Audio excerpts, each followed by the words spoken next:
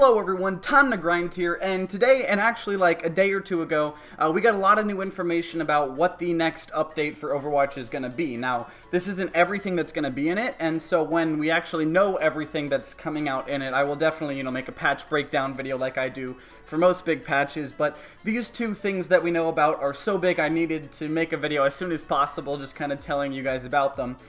So what you're seeing right now is a map that got announced today, and there's a little like minute-and-a-half preview called like Eichenwald or something like that. It's I pronounced it really bad, but just ignore that. And it looks really cool. It's like a Reinhardt Castle kind of thing, and it looks like a combo, not a combo, but the type of maps where they combine different game modes. So there's definitely a payload part of it, but it also looks like there might be a control point on it to capture or defend, and then so we're gonna have to wait and see in that. But the Gamescom is actually out tomorrow, like the whole convention, and that's where I think they're going to announce a bunch of stuff, including a more in-depth look at the map, maybe Sombra, most likely Sombra, because they said we're getting a new hero this month. So we're going to probably get Sombra, that map, and they're going to elaborate more on the patch. So what you're seeing now is, like I said, the new map, and then after that it'll just be some random gameplay while I talk over the rest. But the other thing that is kind of we know about right now is Season 2 for the competitive, the Season 2 competitive, because if you don't know for some reason, Overwatch competitive is separated into seasons, and they last around 2.5 months. This one was a little bit shorter because of when it came out.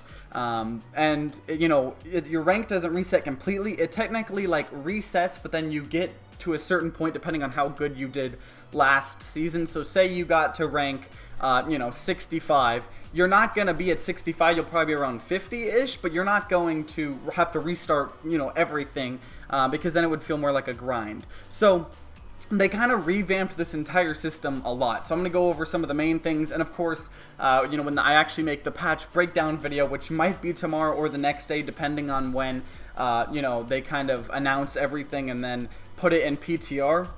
But pretty much for what the Season 2 is instead of a rank between 1 and 100, it's not going to be 1 and 5,000, and they did that because, it felt kind of not satisfying when you won a game but you didn't even rank up a level, you only got half a level. So this time you'll always be gaining or losing levels, but it's not like, oh, I got half of a level or stuff like that. And if you win or lose, it's going to be whole numbers kind of going in with that, so there's not going to be any decimals. And one small thing is for top 500 players, there's going to be a requirement of having played at least 50 matches, because a lot of people, they got to top 500 players, luckily maybe by, getting placed there, and they were good, because they were top 500 at some point. They got the cool exclusive cosmetic or whatever.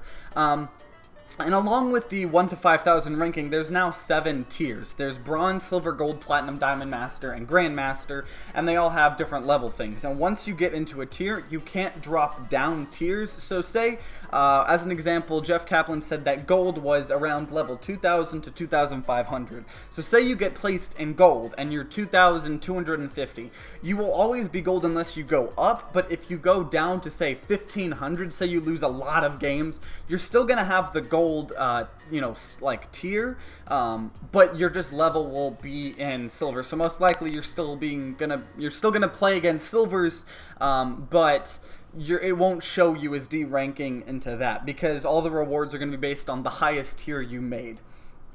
The only 2 exceptions for that is Master and Grandmaster, and one other thing is for Master and Grandmaster, and I think you said Diamond as well, there's kind of a decaying rank. So if you don't play for an entire week, you go down 50 ranks every day, and that's actually not a lot considering there's 5,000, and so all it really requires you to do is play once a week.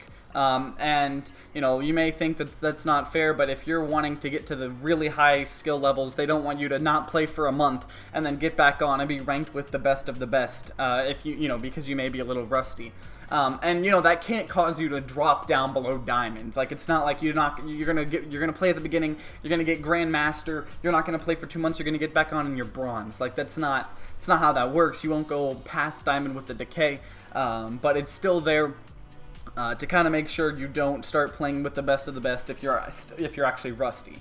And one of the main things everyone hated about Control, or not Control, the competitive, mode, was that it wasn't really competitive in the sense that sudden death was a thing. A lot of tournaments, they were doing stopwatch and stuff like that, and because sudden death was a coin flip, the little thing to choose who's attack and defend, sudden death is going away completely. So Control maps, there was no sudden death. There was no problem with that because it was a best 3 out of 5. You're never going to get a sudden death on that. And Assault maps still have like the time bank system, so it's almost like a stopwatch mode, almost. The thing changes to Assault is you get bonus 30 seconds after the first initial cap, and that's so, if you ever had sudden death and you would capture the first point, but you wouldn't have any extra time, the game could completely end even if you got the first point. And so pretty much what it is the stopwatch, or not the stopwatch, the kind of time bank system is going to all of them really except to Control maps, and there is a possibility to get a tie. There's a small possibility. He gave some examples. Some of the really examples were kind of hard to get. As an example, in Payload, or not in Payload, say like Numbani, the only way you could possibly get a tie is if both teams didn't even capture the first point, or if both teams captured the first point and then didn't even move the payload at all. Like even if you moved it a tiny bit, like just 1 meter, that would count as moving it, and you would have the advantage there. So it's really hard to get ties, but if you get ties, you're still going to get the competitive point currencies, just not as much as you normally would. And so because of that, because they want to not give you the same amount of competitive points for tying as winning, because then you might be like, hey, let's all just tie and stuff like that, the competitive points you receive are now being increased by, or multiplied by 10, but the cost of the golden weapons, are increased by that much as well. So any competitive points you have right now, so I think I have like 40 or something like that, that will become 400, but it's going to cost, a lot more to actually get the golden weapons. And one of the other bigger issues with the competitive season was smurfing, and it would be people that they had a 6 stack, and 5 of their players would be a normal skill, but they would have a 6th friend that was really, really bad and was a really low skill level, and because of that, it dropped the average skill, level for your group really low, and the competitive players that were actually higher, they just were able to completely destroy the enemy team. So you only are going to be able to play with one another if you're between 500 levels, and that means if you're correlating it to the system we had earlier, that means you'll only be able to play with friends that were 10 ranks, above or below you, no more than that. And there is a problem, like say you have a friend that's not the best and you really want to play competitive with him, you now kind of can't do that. They said they may change it if it's too strict or whatnot, but the main problem is if you increase it, then Smurfs are going to make it even harder. And there is quick play, and I understand, like personally I really only want to play competitive most of the time, but you kind of they have to make a compromise, because you can't just you can't go into the extremes, because if you go into the extreme for letting anyone play with anyone, then you have an extreme amount of Smurfs, and if you go, you have to be the same level with everyone, then you're never going to be able to play with your friends. So you kind of have to find a balance, and I'm glad it's a little closer to the limit is closer together, because that means there's going to be even less Smurfs, because I personally don't have too much of a problem playing competitive with friends, and if I do, every now and then I'll just play casual with them and maybe try to help them get to my level, or if they're above me, then get my level above. And so that's pretty much the 2 main things that we know about the future update.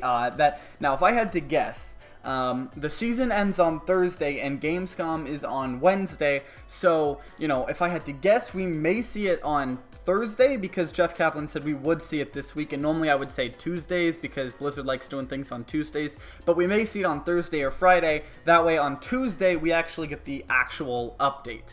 And the thing is I think there is a little bit of downtime between the seasons, so it's like when one season ends, the next season doesn't immediately start. So we may have to we may be in a period of time also where we don't even get the new competitive season yet, or it doesn't start. But either way, I just really wanted to show off those two huge pieces of information with you guys. When we actually get the full, complete information in the PTR or with patch notes, I will make sure to make an in-depth patch breakdown for you guys. And I have more content coming out. I've just kind of been in a little rough time. I recently went to, like last week, I was in Seattle watching TI6, which if you don't know, that's the whole like huge Dota tournament you've probably been hearing about, Dota 2.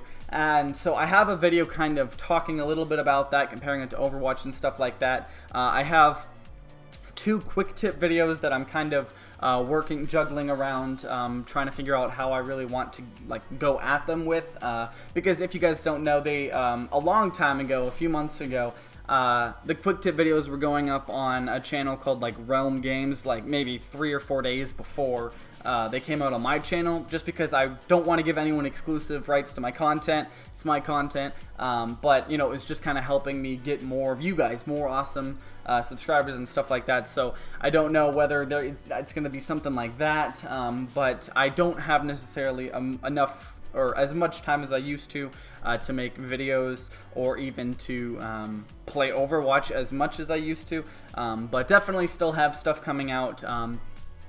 Just if, you know, there's a couple days between uploads or whatever, you know, don't worry, I didn't die. But yeah, so if you enjoyed this video, then consider leaving a like down below and subscribing to see more Overwatch content news. And, you know, I'm really excited to see what actual patches we get and stuff like that in a few days. So stay tuned for that. Like always, guys, see you next time.